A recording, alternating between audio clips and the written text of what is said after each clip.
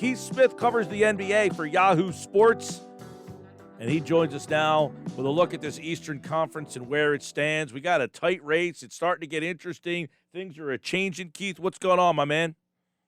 Hey, yeah, we're down to it. We're down to about 3 weeks or so left in this season, which seems crazy, but we're right down the stretch. Yes, we are. And last night, let's look at Philly and last night. They lose to the Suns. I want to get your opinion on they lose that game Monday night. Obviously, Curry goes bonkers. The Sixers don't have Harris. They don't have Simmons. Last night, same thing. No Harris, no Simmons, no Curry last night. So they're really playing without three starters.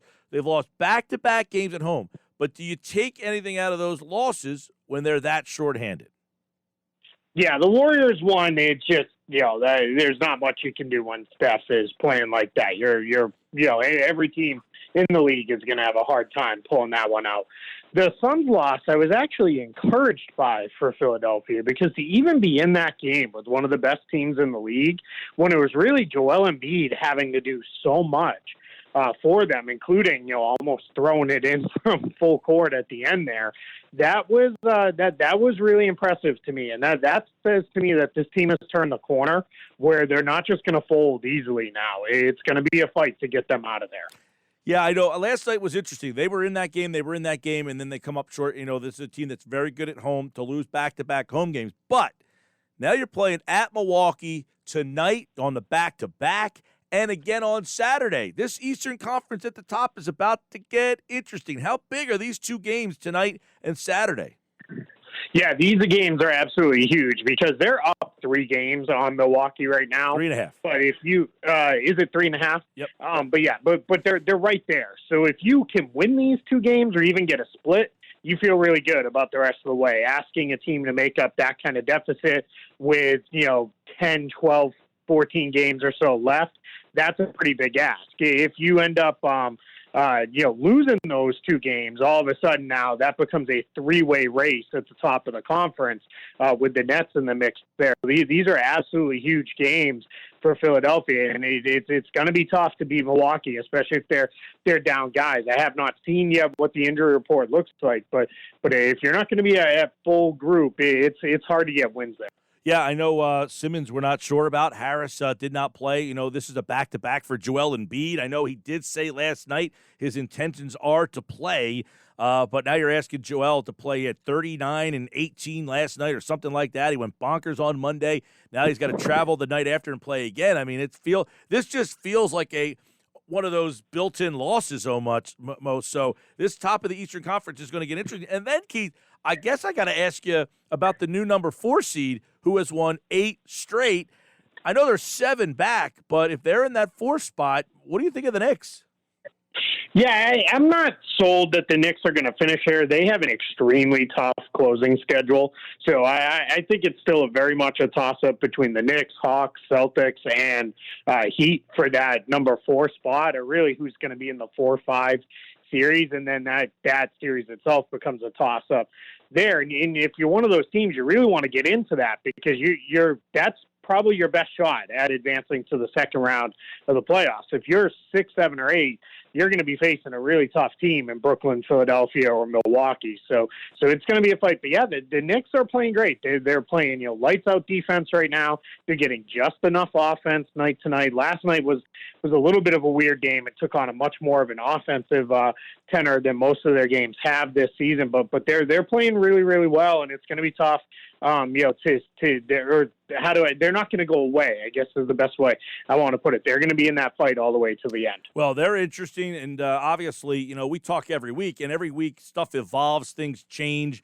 Last week, Boston, they've won 8 out of 10 all of a sudden. So that middle of the East, which looked like it was kind of weak, all of a sudden, all their records aren't much better than 500. But New York, Atlanta, Boston, and then I thought Jimmy Butler the other night said, just get me in, and I'll take care of the rest. And they've won 3 straight. Yeah, Miami is one of those teams everybody's been waiting on to go for a run, and they much like the Celtics, have just not had very good health this season.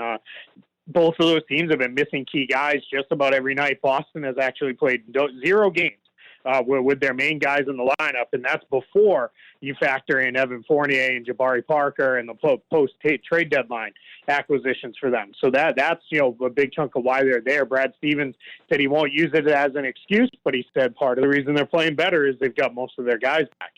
So that's going to be the interesting thing to see if those teams can get healthy and get to a good place for the playoffs. They have a run in them like they made last year, and that makes that Eastern Conference playoff field that much more interesting. What else is interesting? Washington's won 6 in a row. They are now in the play-in tournament. They are the 10 seed, and they would be a part of that play-in tournament. They've won 8 out of 10, 6 in a row. By the way, Toronto's won 4 in a row. So the bottom of the East is starting to look interesting. The top of the East, where Philly has got all sorts of injuries. Brooklyn, we know their injuries. Milwaukee has lost guys to injuries. So the middle is catching up. The top is kind of in flux here. But I got to ask you, Brooklyn, everybody's asked all season long. There was a stat the other day that no team has had their top 3 scorers miss 10 or more games. Brooklyn has had all 3 guys miss at least 10 games. We don't know what's going on with Harden. We don't know what's happening with Durant.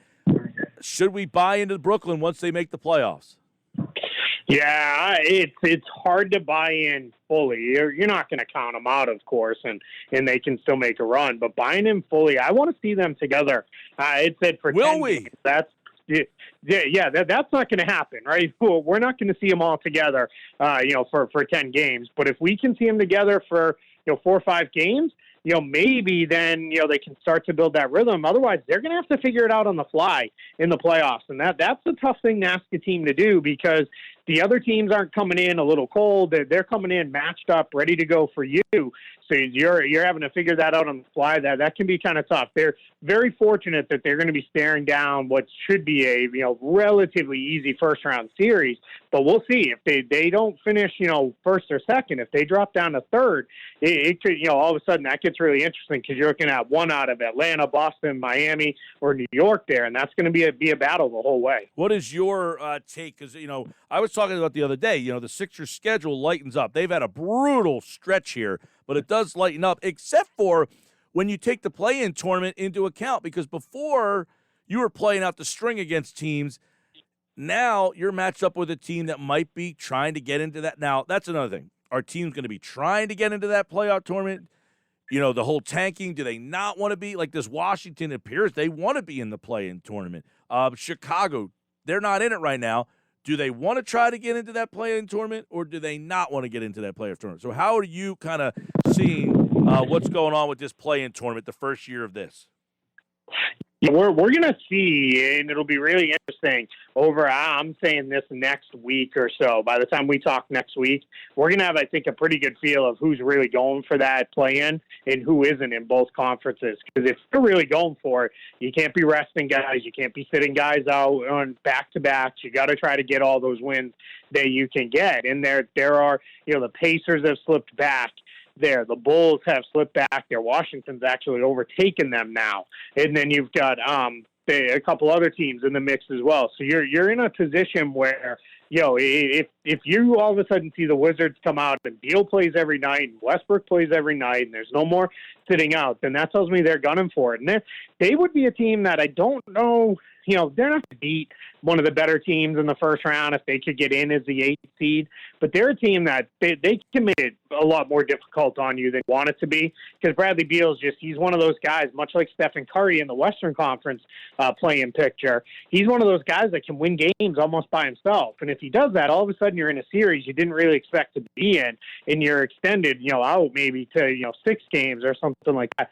So that they're interesting, far more interesting than a couple of the other teams that could be in that mix. Yeah, I know that Washington, as we mentioned, they've won 6 in a row, 8 out of 10. They look like a team that, look, we've been so bad for so long that getting into this might be something good for our franchise where, I don't know, if I'm New Orleans right now, do I want to make the play-in tournament, or am I saying, look, I got Zion, I got Ingram, I'd rather just sit in the lottery again? Yeah, if you're New Orleans, the tough thing is you don't want to come into another year with Zion and say, hey, I know we missed the playoffs the first 2 years, but this year we're going to get it done. But on the flip side, having a better draft pick even if you don't use it yourself, that's nice ammunition to have in trade talks and the like as they rebuild that roster, kind of really around Zion and Ingram, because they tried to do that on the fly last year, and it didn't really work out the way they had hoped for. This year, they tried to, really kind of, make some other moves, bringing in Steven Adams and trading out Drew Holiday and kind of rebalancing things there, and that hasn't worked out again.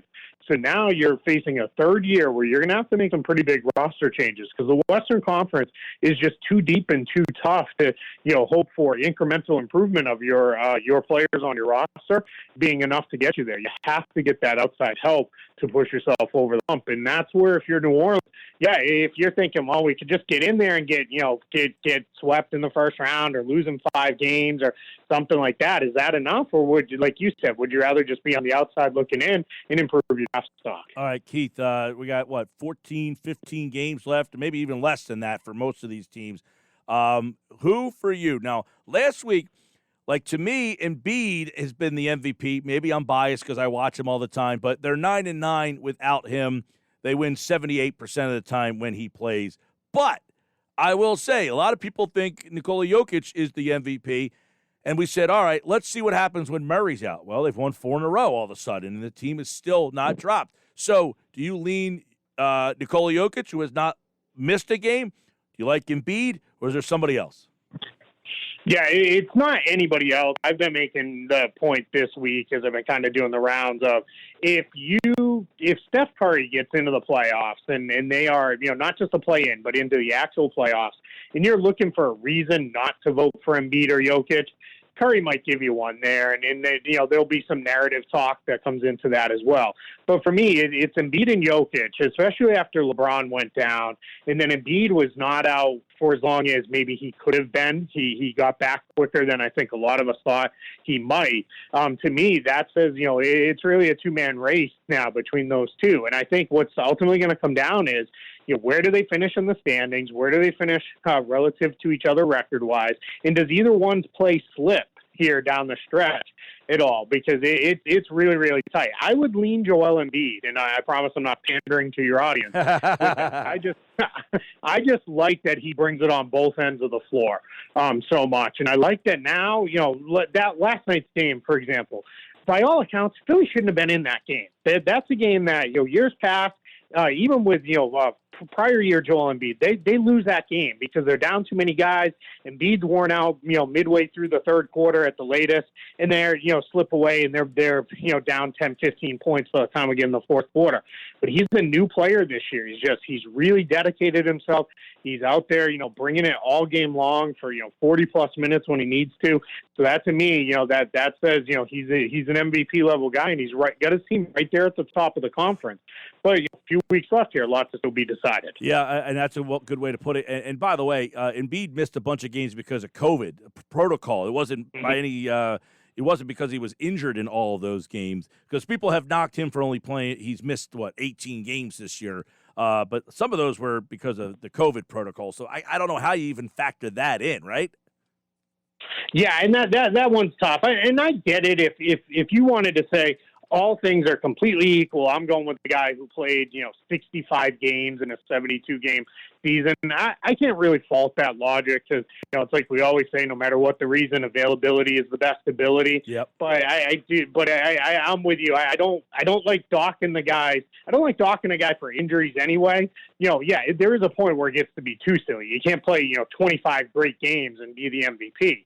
You've got to be there longer than that. That always brings me back to, when they gave Rafael Palmeiro that gold glove when he played 25 games at first base that year. Well, what are we doing? That's not a thing. We can't do that. So yeah, I think it is, I think Embiid's played enough and his team's been good enough that I think that overcomes any of the games he's missed. Right, and that was his rookie of the year. They gave it to Brogdon in part because Embiid missed so many games, but he was so impactful in the 28 games that he did play. It was or I think he might have played 38 games, whatever it was. It was, man, look at the impact he made on a team that couldn't get out of its own way. They were on the brink of making the playoffs that year until he got hurt, and then the season fell apart again. But it should be interesting. The two great candidates. We got two great the games have not been great this year. We've had a lot of blowouts, but we are having some interesting races, and we'll see how this play-in tournament adds to the intrigue over these final 4 weeks of the season. Keith Smith, Yahoo Sports NBA, at Keith Smith NBA on Twitter. And, of course, he, like all guests, appears via the Boardwalk Honda hotline. All right, Keith, we'll talk to you next week, man. All right, thank you. Y'all stay safe, you and yours.